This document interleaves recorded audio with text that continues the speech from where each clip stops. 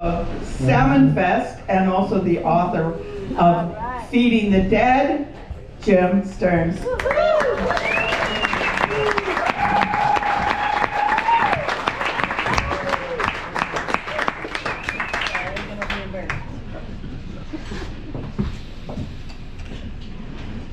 Well, I am going to do things a little differently. As usual, have nothing prepared. Anyway, I just wanted to take some questions. First of all, I'll give you just a quick background, then you can ask questions. Because a lot of people, as you know, the Grateful Dead, many of you know, the Grateful Dead have become bigger than ever. It's been almost exactly 30 years since Jerry died. And the Grateful Dead have somehow become a bigger phenomenon than they were back then, which is just amazing to me. So I know some of you might have questions about that. But we started out in the mid-70s.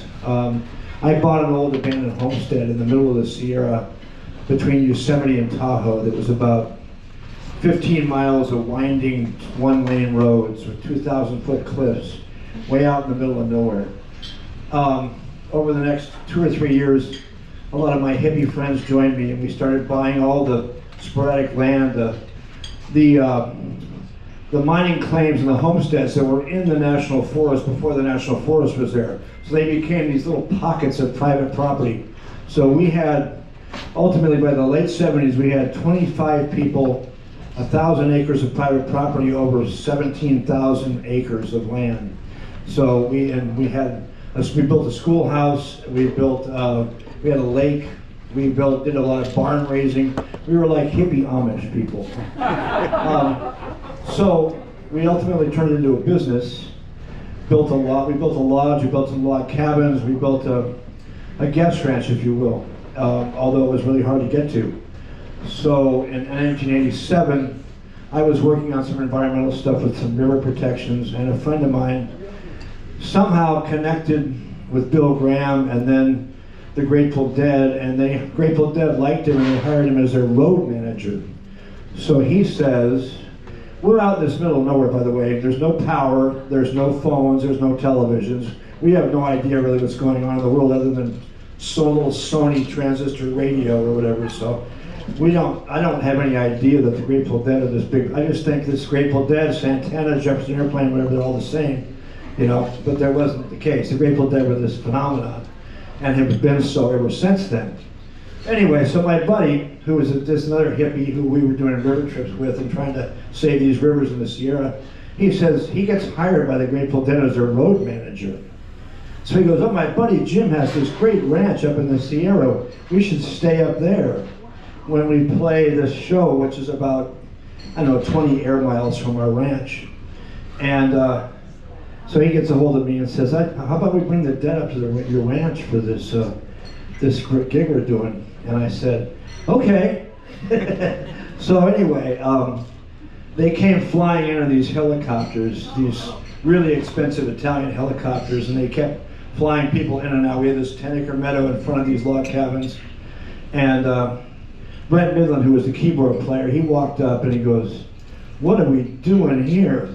He goes, where am I staying? I go, you're in this little log cabin over here. He goes, my bathroom was bigger than that last night at the Los Waldorf Astoria in New York.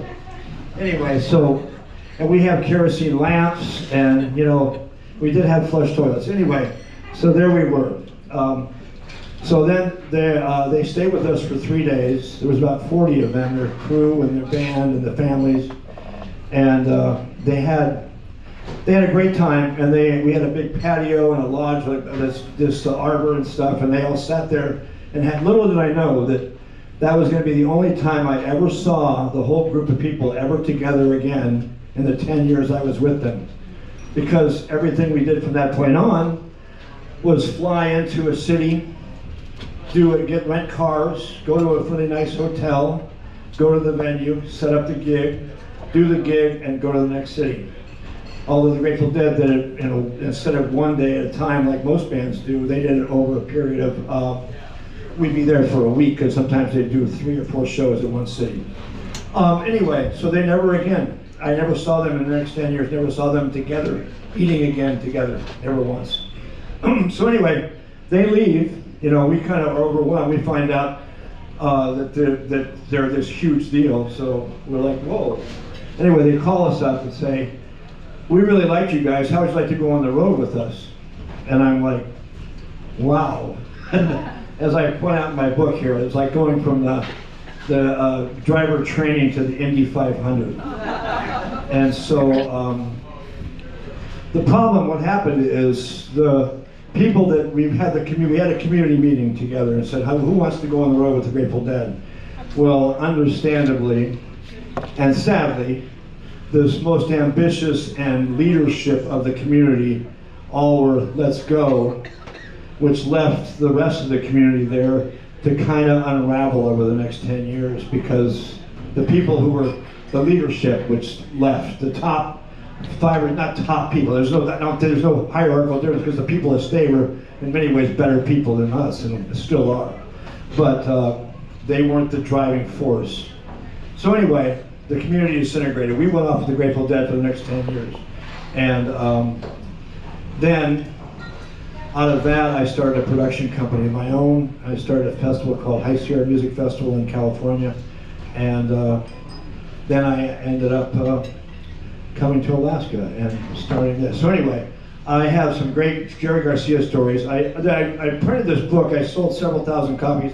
Then I stopped printing it because it was a pain in the butt to stand at the mail and send out 2 or 3, wait 20 people in line at the post office and go keeping track of bookstores up and down the West Coast. And so I stopped. So this is the only copy I have. Right? So anyway, so I just wanted to show you. You can get an ebook though. Anyway, I'll take any questions you have. I call Jerry Garcia, by the way, the Martin Luther King of the hippie movement.